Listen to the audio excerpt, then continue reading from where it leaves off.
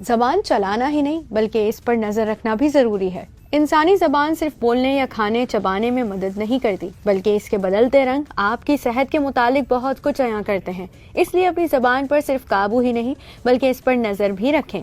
گز بھر لمبی زبان ہے تمہاری، کینچی کی طرح چلاتی ہو، یہ باتیں تو سب نے سنی ہوں گی، لیکن کیا آپ کو معلوم ہے زبان صرف بولنے کے کام نہیں آتی بلکہ کئی اور کام بھی کرتی ہے؟ تو آج کا ایپیسوڈ زبان کے نام۔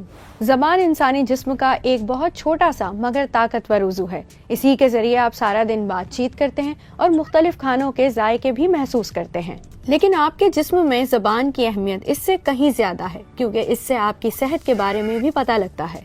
لیکن اتنے سارے کام یہ چھوٹی سی زبان آخر کرتی کیسے ہے؟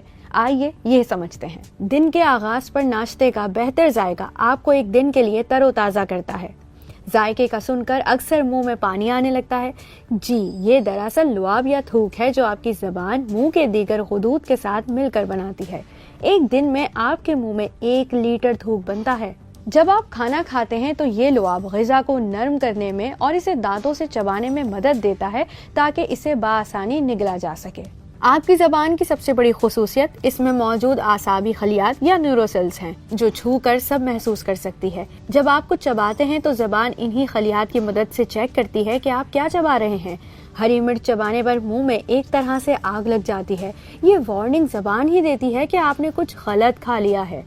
لیکن بھلا زبان کو یہ کیسے پتا چلتا ہے کہ آپ نے ہری مرچ کھائی ہے یا بادام؟ دراصل زبان پر ہزاروں کی تعداد میں ٹیسٹ برڈز ہوتے ہیں۔ ایک ٹیسٹ برڈ تقریباً 100 اعصابی خلیات پر مشتمل ہوتا ہے۔ یہ خلیات غذا کا کیمیائی تجزیہ کر کے معلوم کرتے ہیں کہ آپ نے کیا کھایا ہے۔ ذائقوں سے متعلق 5 طرح کے سگنلز ہوتے ہیں۔ کچھ میٹھا کھانے پر شوگر کی صورت میں توانائی کا سگنل ملتا ہے۔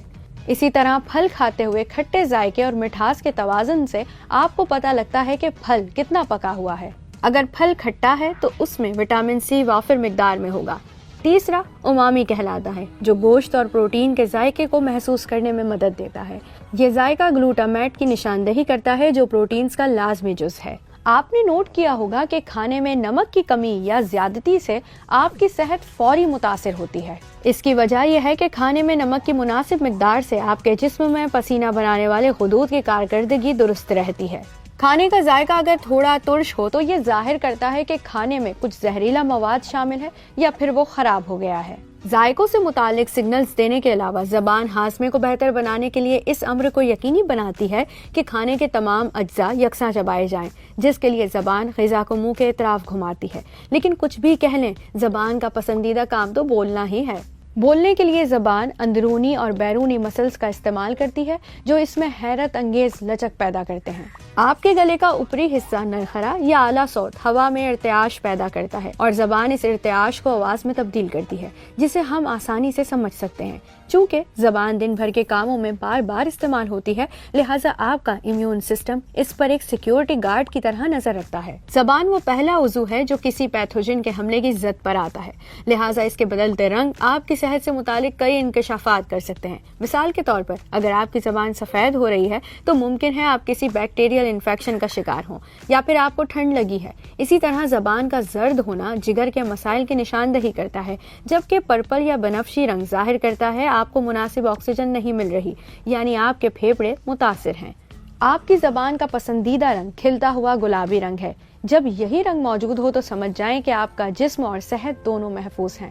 کیا آپ کو زبان کی ان تمام خصوصیات کا پہلے علم تھا؟ ہمیں کامنٹ سیکشن میں ضرور بتائیں۔